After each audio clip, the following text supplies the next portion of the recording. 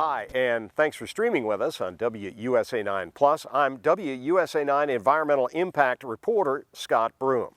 You know, our entire team is committed to reporting on the environment and climate issues because it has a very direct impact on our lives. Health, safety, quality of life, and equal resources for all neighborhoods dealing with our environmental challenges are important reasons we focus on environmental reporting. So, coming up in the next few minutes, we'll be taking you to the Smithsonian to see a stunning new earth science exhibit. Then we'll be going down on the farm in Frederick County, Maryland, to see how environmental changes are actually earning one farmer more money per acre.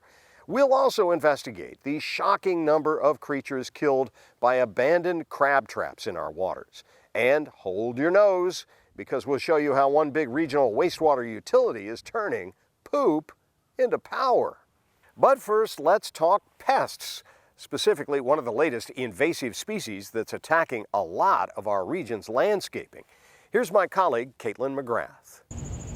These little white critters are called bark scale. The insects were first found in Texas 2 decades ago, but spread quickly throughout the southeast and can now be found all over the mid-Atlantic. It's causing significant stress to crepe myrtles all over the area. They oftentimes spread throughout nurseries that sell the trees in large quantities.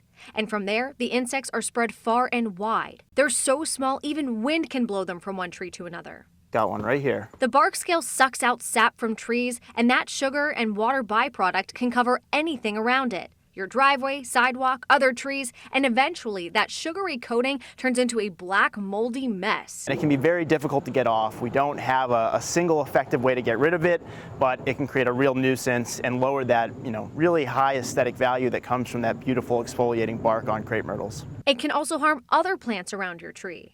And when they're covered with that black mold, they don't have as easy an ability to get sunlight. And so that can actually be a secondary stressor from a scale infestation on a totally different host plant. Now, there is a natural predator to these pesky little bugs, but the catch is they look just like them. The biggest difference is they're bigger, they move, and they have a slightly different texture. And it's important to know the difference before you try and treat your tree, because oftentimes you can take care of bark scale on your own. When you can catch it early, you can use something like a scrub brush and just physically remove them from the stem. When it spreads too much, you may have to turn to a chemical treatment. With managing this pest, it's really important to utilize products that get you good control while also minimizing the harm to non-target organisms, things like pollinators, predators, parasitoids. Caitlin reports those bugs are among the top 5 hardest landscape pests to manage, and control needs to be done every year. Well, on the subject of growing things, I was in Frederick County, Maryland recently to learn about farms and the impact they have on the environment, and how some farmers are making big changes that's helping control agricultural pollution and actually making the farmers more money. If you have ever purchased Organic Valley milk, the cows here at Holter Home Farm in Frederick County, Maryland, want to thank you. 1889 was when my great-great-grandfather bought the farm. Farmer Ron Holter is an evangelist for what's called regenerative agriculture, defined as a practice that aims to improve soil health, restore biodiversity, and reduce the impact of climate change. We keep the cows on one paddock for 24 hours. Holter told visitors today how his cows graze a different section of pasture every day, while some other farms pour money into carbon-spewing diesel and water-polluting fertilizer to cultivate soybeans and corn. Holter lets the grass grow and lets the cows do the work of fertilizing and building the soil with their manure. In a demonstration, the farm ran water through soil samples, and Ron talked about the life-choking sediment and pollution runoff from soil erosion that used to plague this farm. Oftentimes we get 12 to 20 inches of red water coming off of this land into that stream and washing away. Now when it rains? So we had 5 inches of rain in 2 days, ended with a 1-inch thunderstorm during milking. When I came out after milking, it was 6 inches deep and it was clear. And I was just like, wow, we're not losing anything. And sometimes people hear ecosystem and they kind of glaze over. Rob Schnabel is a scientist with the Chesapeake Bay Foundation. And out of all the land use sources in the Chesapeake Bay, agriculture is still the largest contributor to nitrogen and sediment. But at the same time, it has the greatest capability to fix those problems and help with our whole water quality as well as water quantity issues. Why does regenerative agriculture make a difference to the Chesapeake Bay? You're basically restoring the soil sponge. You're working in concert with nature, and you get natural nutrient cycling, so typically you don't even need to add chemical fertilizer. The bottom line here on this farm is lucrative, according to data shared by the University of Maryland. By eliminating costs like feed, fertilizer, and fuel for cultivation, Ron's farm makes $200 per acre more profit than similar traditional dairy farms. In this case, Ron says regenerative agriculture turns out to be good for business and the environment. Well, speaking of learning new stuff, the Smithsonian's Museum of Natural History is a fantastic place to learn about the environment, and that's why a new exhibit there, highlighting the role NASA is playing in earth science, has quickly become a popular attraction. My colleague Michaela Lucero recently went behind the scenes. We are getting a sneak peek at a new exhibit, and it's called NASA's Earth Information Center at the National Museum of Natural History. And this exhibit shows people all different things about our climate, about our planet, and it's using information from NASA. Now, I am joined with Dr. Kirk Johnson, who helped put this all together, the director of the museum. Talk to me about what this exhibit is. So this is a partnership between NASA and the Smithsonian. And as the director of this museum, I've always loved the data that comes from NASA. Their satellites are all up in space looking down at Earth and giving us global views of what's happening on our planet in real time. Forest fires, sea ice, sea level changes, climate change, all those things are happening all the time, but those are just words. And they create these incredible images based on the data they're collecting from their satellites. I wanted to share that with the visitors that come to this museum. And you get to learn from people who are visiting here, and they get to learn from you guys too. Yeah, we'll be actually interviewing the visitors to the museum and saying, hey, was this complicated, or did you understand it? What can we do to make it make more sense to you? Because ultimately, these great data visualizations help people understand what's going on planet Earth. And I want people to know and understand what's happening on our planet. And you're hoping people will leave here with a better understanding of their place in this world? Absolutely. If you understand a place and you love a place, that might help you think about, what do I want to do to save a place? That exhibit is scheduled to be in place until 2028. All right, stick around with us, because when we come back, how so-called ghost gear abandoned in our region's waterways is needlessly killing all kinds of creatures. We'll also see how DC's Attorney General has new powers to fight illegal dumping in neighborhoods desperate for help, and turning poop into power. You might be surprised at how one wastewater utility is making natural gas to run some of Montgomery County's bus fleet.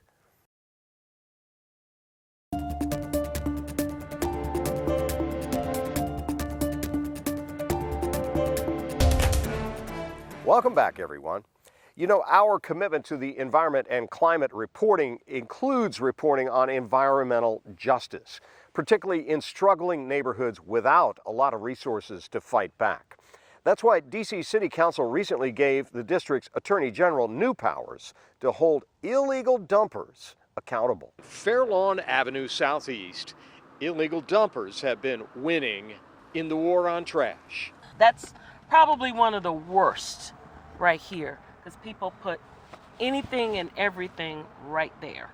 Resident Dolly Davis is president of Pope Branch Park Restoration Alliance, who calls the illegal dumping that happens near the park and open space in her neighborhood environmental apartheid. The neighbors are fed up. We're fed up, absolutely fed up. For years, the threat of criminal prosecution, jail time, and neighbors with cameras trying to collect evidence has just not been an effective deterrent, which is why DC City Council is now trying a new approach. The Illegal Dumping Enforcement Amendment Act now gives DC's Attorney General the power to sue illegal dumpers for damages, civil penalties, cleanup costs, and attorney fees.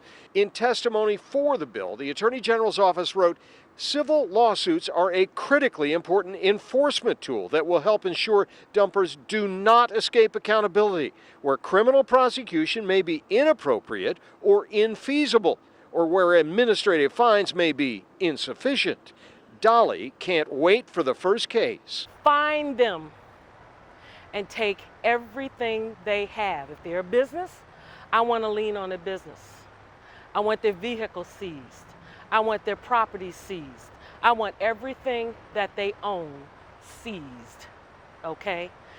That will send a message to let them know you can no longer feel comfortable dumping in our community. The executive director of the environmental group Ward 8 Woods applauded the bill, but said in a statement today, D.C. police and U.S. Park Police have been falling down on the job, so the AG's office involvement is welcome. To be effective, they'll need boots on the ground to gather evidence, and I'm worried they won't have the necessary resources. Outgoing D.C. Ward 7 council member and former mayor Vince Gray is being credited by community groups for this final piece of legislation after his long career. All right, let's shift gears now and head out to the Chesapeake Bay and our world's oceans, where my colleague Miri Marshall recently reported on the shocking number of creatures caught up in lost and abandoned commercial fishing equipment in our waters, known as ghost gear. We're learning about some environmental ghosts that haunt the waters of the Chesapeake Bay and oceans around the world. There's fishing gear that's lost or abandoned at sea, and experts call it ghost gear. The derelict gear then continues to catch seafood and other marine life, but there's no fishermen around to pull up the trap. This is known as ghost fishing. Scientists say this often kills marine life, can disrupt navigation, and it's a major contributor to ocean plastic pollution. Ocean Conservancy's Global Ghost Gear Initiative is trying to tackle the problem. A 2015 study estimates that 145,000 abandoned crab pots are laying in the Chesapeake Bay. And those pots collectively kill about 3.3 million crabs annually. So if you think about that, that's 3.3 million crabs that aren't on our plate to eat, but also, not bringing income into fishermen and the other parts of the maritime community in the Chesapeake region.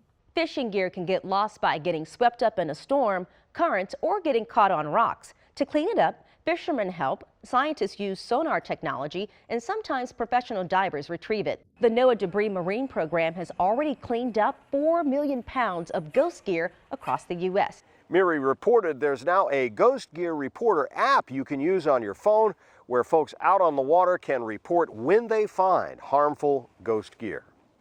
And finally, we held our noses for you for a visit to WSSC Water's Piscataway Wastewater Treatment Plant in Prince George's County, Maryland, where a $271 million investment is turning poop into power. Think of it as a giant stomach. They are giant biological digesters that will use bacteria and heat to process all the solid sewage sludge produced by 1.9 million people in the WSSC water system into methane gas. We capture the methane gas and upgrade it right here on site to renewable natural gas. The kicker is that gas is going to be used to help run Montgomery County's ride-on bus fleet. They'll buy the gas that we're producing at a reduced cost, obviously. So it's a win-win-win for everyone. 47 of the county's 95 transit buses like this one run on natural gas. This is a process that uses high temperature steam that we produce with our boilers. Engineer Alex Fuentes took us on a tour of the $271 million facility. There is a lot of biology, a lot of bacteria, different types.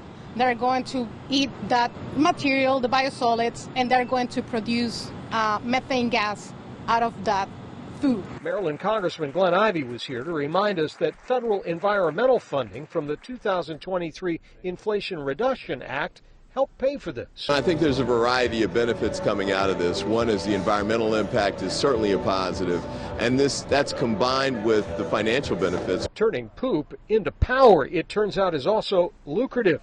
The plant is expected to earn about $4 million a year from the natural gas and other products it produces. This project is one of the few, if not the only project that we've done that actually has that break-even point. WSSC Water serves 1.9 million people, which is a lot of poop, now producing natural gas to run a transit fleet. And on that smelly note, I want to thank you for streaming with us, and I hope you've enjoyed spending time here at WUSA 9 being inspired and informed and seeing environmental reporting that has an impact on the communities we serve. Until next time, for all my colleagues at WUSA 9 committed to the environment, I'm Scott Broom. Thanks for watching.